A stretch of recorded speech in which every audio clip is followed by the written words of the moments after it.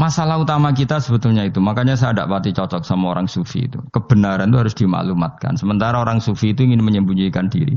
Itu kalau untuk yang alim itu tidak bagus. Wong kita saja tahu itu dokter atau bidan karena tulisan. Ini bidan, ini dokter. Dan mereka jujur, dokter umum, dokter spesialis. Loh, coba misalnya di kota, kamu tulis saja penyalur kebaikan. Orang yang ingin mondok, oh pondok pilihannya ada, Sarang ada, Peloso, Lirboyo. Kalau saya ke sana gimana? Saya kenal busnya, tak anter. Wan keren, juga ada penyalur. Kalau orang bisa tersalurkan ke Korea, ke Korut, ke Jepang karena tulisan, kenapa tidak banyak orang tersalur kebaikan karena tulisan? Gue orang mau kelunak orang jelas. Meskipun nanti ditawari orang, mesti duduk sih ahli takrib, mesti wong guyu. Ahli Fathul Qorib sampai bab sholat. Tulis saja jujur, maaf tapi hanya sampai bab sholat. Tulis saja, ada maafnya bareng, maaf tapi sampai bab sholat. Tidak apa-apa. Paling untuk wong sowan. Larian mode jenengan 2 tahun. Tapi ini bodohnya mau 3 bulan. Mulane ngajine tok bab sholat. Tidak apa-apa. Lalu itu dulu memang begitu. Rasulullah zaman Sugeng itu kalau ngajari santrinya itu balighu anni walau ayah, maklumatkan ke kampung kamu meskipun 1 ayat. Banyak sahabat kalau ditanya ya tidak bisa karena ngajinya tidak hatam. Tapi ya terus gak apa-apa, kok tak soano Abu Bakar, tak soano Umar, ditanyakan yang lebih pintar. Saking tidak pahamnya sahabat itu lucu. Ketika ada ayat waqulu wasrabu hatta yatabayyana lakumul khaytul abyadu minal khaytil aswad. Itu kalau mau tidur ya benar-benar bawa benang putih sama benang hitam, ditulis, dipasang di pintunya. Jadi kalau makan diinceng lagi, kok masih belum kelihatan, wah masih boleh makan. Terus begitu. Kalau sudah mulai syuruk, mulai padang, wah berarti sudah imsak. Jadi karena makanlah dan minumlah sampai benang hitam terbedakan dari benang putih. Artinya kalau malam kan, dulu kan nggak ada listrik, nggak ada lampu, berarti kalau benar-benar masih malam nggak terlihat, berarti masih boleh makan. Nanti terus dilihat gitu. Terus, ya sudah wakafnya di situ. Hatta yatabayyana lakumul khaytul abyadu minal khaytil aswadi, wakaf dulu. Terus akhirnya Kanjeng Nabi itu piye umatku dadi masangi benang. Akhirnya Jibril teko. Ini makanya unik dalam ulumul Quran. Satu-satunya ayat yang diturunkan hanya 1 kata itu ya ayat itu tok. Terus Jibril datang, Muhammad ayatnya ku kurang sitok. Minal fajr. Terus ditambahi minal fajr. Jadi minal fajr itu unik. Ada Jibril jauh-jauh dari langit. Iku mau nurun apa? Minal fajr. Mergo gara-gara sahabat itu terus masangi apa? Benang ngincang-nginceng. Akhirnya minal fajr, baru mereka tahu maksud fajar, maksud apa, benang hitam artinya malam, benang putih artinya fajar sodik sudah menyingsing. Lah nanti hubungan kita dengan Allah ya seperti itu. Sejauh mana kita memaklumatkan Allah, sejauh mana kita mengkampanyakan Allah. Saya berkali-kali bilang, saya kemarin kan di Korea itu sebetulnya saya yakin hanya doa saya. Saya sering berdoa, ya Allah, Engkau dipuji di langit dan di bumi. Lalu kalau di bumi ateis, itu caranya kayak apa? Dulu saya itu terobati karena Uni Soviet setelah persemakmuran banyak menjadi negara Islam. Berarti itu bukti bahwa Allah pun dipuji di bumi Uni Soviet. Lalu yang kayak Korea kayak apa? Ternyata betul Koreanya tetap ateis, tapi gara-gara diserbu wong Indonesia. 49.000 Indonesia ning Korea Selatan. Iku mbok gawe sing salat separo, iku jek pira? 24, kira-kira ya digawe 20.000. 20.000 salat kabeh, tahlilan kabeh seruame. Lah kok sing ngritik tahlil muni sunah Rasul tok seruame. Pokoke rame lah walhasil. Kita tahlilan wah itu enggak ada hadisnya. Gak apa-apa sing penting muni hadis sing sitok tahlil muni hadis yo ibadah, tahlil yo ibadah. Mbok lah soal kok bener ding totalan guri, sementing rame. Maksudnya sementing rame ngomong visi Islam. Gitu Islam tahlil, situ Islam sunnah Rasul gak masalah. Wong ape yakin bener saiki ya ora ono klarifikasi.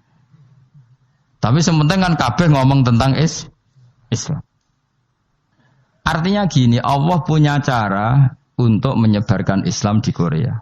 Sama seperti Allah punya cara untuk menyebarkan Islam apa di Indonesia. Dulu orang Gujarat, Punjab, ya sejarah ini menurut saya ya tetap sebagiannya benar. Meskipun tidak seluruhnya benarnya. Sejarah Islam masuk Indonesia rata-rata orang kan menulis pedagang Gujarat, India ke Indonesia dagang karena mereka mukmin akhirnya juga menyebarkan apa? Islam. Itu jelas nyata. Meskipun tidak semuanya seperti itu karena ada yang dibawa Yusuf Baros itu yang muridnya Sayyidina Ali itu.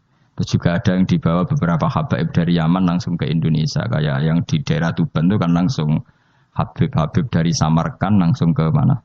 Tuban. Makanya saya bilang sejarah itu semuanya benar. Karena memang variasi masuknya Islam di Indonesia itu banyak. Jadi itu enggak masalah. Sampeyan niru sing kedunyan mawon sing luwih gampang napa? Lho nggih to, kayak Jakarta itu kan kota kayak gitu, baru kayak wong kedunyan orang ke Jakarta semua. Gara-gara tahu mondok pedotan tadi ahli Fathul Qorib tadi yang sampai bab salat, terus bikin masjid. Iku coba takoki faraid terang ora iso. Pemene takoki muamalah terang ora iso, tapi nak trimo carane salat sing batal apa ngentut roh. Aduh aduh. Ilmune roh nang nganti bab iku jek roh.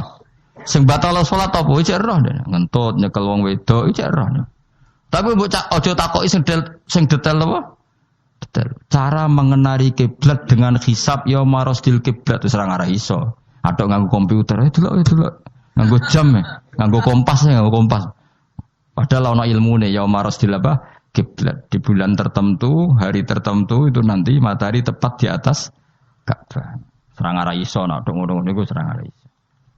Ya saya ulang lagi ya. Jadi kesalahan kita adalah kebenaran itu kita sembunyikan. Padahal awal dikenalnya Islam itu lewat i'lam. Fasda bima tu'maru. Kebenaran harus dimaklumat. Tapi problemnya Islam Indonesia tuh kadang humul tuh bangga. Enggak dikenal orang itu bangga gini. Oke lah, kalau yang enggak, saya sendiri ya suka humul. Sampai sekarang saya suka humul. Saya sampai sekarang enggak suka tamu. Bukan karena benci tamu, ribet. Maksud saya kalau sowan kiai ya ngaji saja, ora usah sowan. Oh ribet. Ya lucu kan, seneng Gus Bak jare wong alim. Terus senenge mau sowan tok ngaji ra gelem piye karepe. Wong kok aneh. Iku berarti kok karo kowe seneng dokter, konsultasi obat ra gelem tapi ngajak jagongan. Dok, jenengan tiyang pundi? Jenengan manggen dalem mriki mulai tahun pinten? Lah ya kowe takok dokter kemalan. Mesti nek kowe takok laram apa, obate apa kok malah kenalan. Pindah Jogja tahun pinten, Dok? Lah jenengan kawin mriki tahun pinten? Lah wong jare Gus Bae wong alim kok sowan ngono. Jenengan kelahiran tahun pinten, Gus? Zaman dinosaurus. Wong alim kok takoki lahire iku piye karepe? Sesuk tak gak takok pisan matiku kapan to. Ayo kowe misalnya seneng artis, delok konser artisnya takok kelahiran tahun piro. Gak penting artis ayu buat delok seneng, wis sudah gitu aja. Wong alim yang ngono ngaji seneng. Ini kadang wong Jawa lucu, seneng wong alim sowan terus takok-takok. Aneh, iku dudu obatno ngono, yakin ngono. Maksudnya bu sing proporsional, maksudnya sing rontok bener sithik lah dadi wong. Aja bener nemen-nemen gak mungkin wis pokoke bener sithik-sithik. Ya saya ulang lagi ya. Jadi sebab itu di Quran sering ada kata i'lamu, kenalilah, ketahuilah. Jadi awal dari agama ini adalah harus tahu. Maka menyangkut harus tahu ini lalu Allah bikin media. Media itu apa saja. Tapi lalu kita bisa berdebat tentang media. Itu yang kita tidak tahu nanti hisabnya di depan Allah Subhanahu wa taala. Saya sampai sekarang itu enggak tahu, enggak pernah bilang halal, enggak pernah bilang haram. Misalnya gini ya buat ini dengerin ya. Di Korea ini sering teman-teman cerita. Ada beberapa majikan yang baik sama umat Islam, yang pekerja-pekerja muslim. Itu kalau dipamiti sholat kan. Pak majikan saya mau sholat. Sholat itu apa? Mereka bilang dengan bahasa analogi di Korea. Pokoknya sholat itu sembahyang. Ketika sholat itu ditanya sama orang Korea. Loh kamu itu sembahyang kok tidak ada patungnya? Karena pengetahuan mereka yang namanya sembahyang itu ada patungnya. Ada yang baik, apa sekalian tak belikin patung? Jadi wong Islam pas sholat tuh didelok ngarepe dhuwure kok gak ono patung. Ono sing ape sujud itu digambarno salib. Mergo dekne denger-denger kalau karena tidak tahu Islam itu apa. Sementing ada personifikasi Tuhan. Ada lagi ini yang agak ngeri. Ada pegawai Garuda karena dia agak terpelajar waktu sholat, dia sholat sama krunya di mall. Itu langsung security mall nelpon polisi. Ini ada ritual teroris gitu. Jadi sholat itu dianggap mukadimah sebelum ngebom. Jadi ritual. Pertanyaannya adalah karena mereka tidak pernah ngerti sholat itu kayak apa. Dan kadang-kadang orang ngerti bahwa sholat itu adalah ritual umat Islam itu lewat media. Media itu bisa berita, bisa dokumenter, bisa apa saja. Kita tidak pernah tahu cara Allah mengertikan.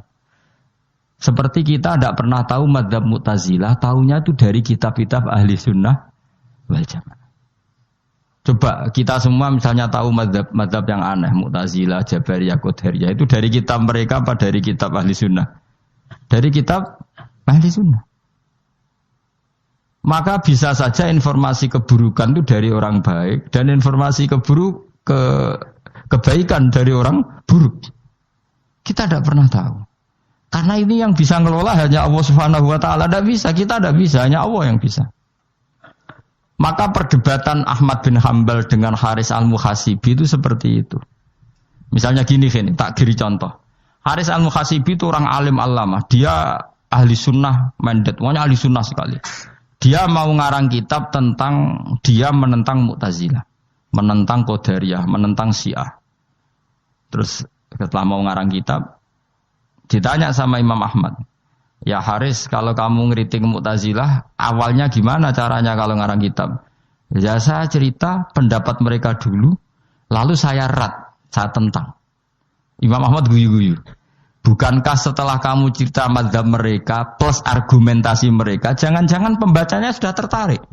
Pas kamu nentang, kamu sudah dianggap gawe-gawe. Karena kadung tertarik. Saya kita contoh wae, misalnya gini, kowe wis rasa baru dadi wong saleh biasa wae. Aku ana gambar wong wedok montok tak tulis, hindari ini. Kira-kira dia maca hindari apa gambare? Enggak jawab ya, kira-kira lho. Sing mbok nikmati kata hindari apa? Sing mbok eling-eling kalimat hindari apa gambare? Kira-kira ya? Padahal tulisannya apa? Hindari bahaya ini. Bahaya nanti terus didelok. Terus sing dieling-eling ora hindarine tapi sama. Pendapat Mu'tazilah itu ada yang menarik. Misalnya gini, menurut Mu'tazilah, seseorang masuk neraka ya karena amalnya, masuk surga ya karena amalnya. Apa artinya kalau masuk surga karena fadlile Allah? Lalu gunanya amal apa? Mungkin pembaca kan tuh, wah ini proporsional ini. Gak ada ahli sunnah, jadi bus warga mereka fadlile pangeran. Kok enak? Lalu gunanya amal apa? Padahal dia tahu pendapat Mu'tazilah itu dari kitab itu, kitabnya orang ahli sunnah. Gak pernah tahu kita. Ya saya ulang lagi, itu kan ibarat kayak KUHP. Kamu baca KUHP draft, terus kamu cocok. Kamu mesti nyalahkan yang demo. Atau baca buku selebaran orang demo, kan terserah kamu. Kamu kan punya akal, kan tetap milih. Tetap milih. Problemnya kata Imam Ahmad itu, ketika kamu menceritakan pendapat Mu'tazilah, bisa-bisa orang itu kadung tertarik. Ketika mulai kamu tentang, orang itu gak tertarik sama penentangan kamu. Berarti kamu ikut menyebarkan Mu'tazilah. Sama seperti tadi, gambar perempuan yang agak jorok tadi sebetulnya tak tulisi kata hindari. Padahal Ruhin gak tahu eling wong wedok gara-gara tak kei gambar hindari bahaya ini malah jadi eling. Ora eling tulisane eling.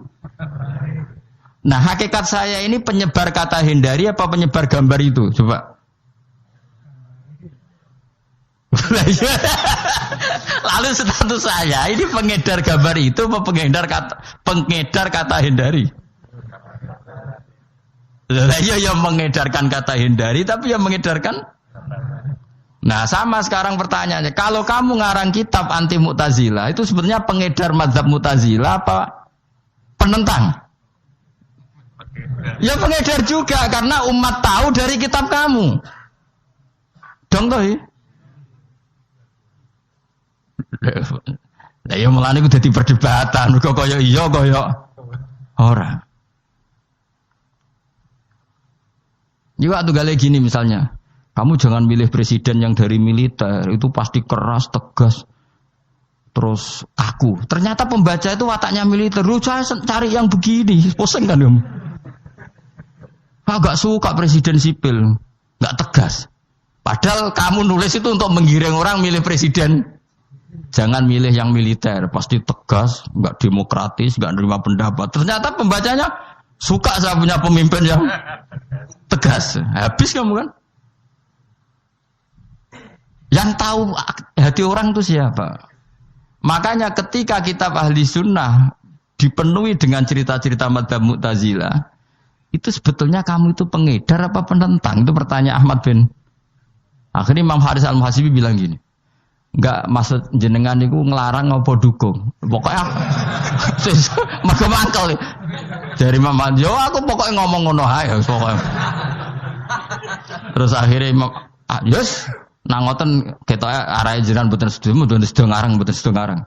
Makanya Haris Al-Muhasibi akhirnya enggak mengarang kitab itu. Dia sebenarnya pernah rencana Kitabul Firaq fil Islam. Dia mau ngarang kitab kelompok-kelompok dalam Islam. Ya coba mau apa coba? Misalnya kamu bela tahlil, nasibnya juga seperti itu. Hujahnya tahlil, ini gini. Terus hujahnya penentang tahlil. Yang bisa mengendalikan pikiran pembaca siapa? Ternyata dia tertarik sama pikiran penentang. Lucunya yang menceritakan kamu, pengagum tahlil. Kan tidak pernah tahu. Mana nak cari ceritanya Mbah Mun itu lucu. Mbah Mun itu mondok Lirboyo. Itu di Bandar Kidul akeh wong ayu. Itu dulu mbah-mbahnya Mbah Mun itu ada yang suka orang sana sampai nikah orang sana terus gak pulang ke sarang. Itu di antara mbah-mbahnya Mbah Mun.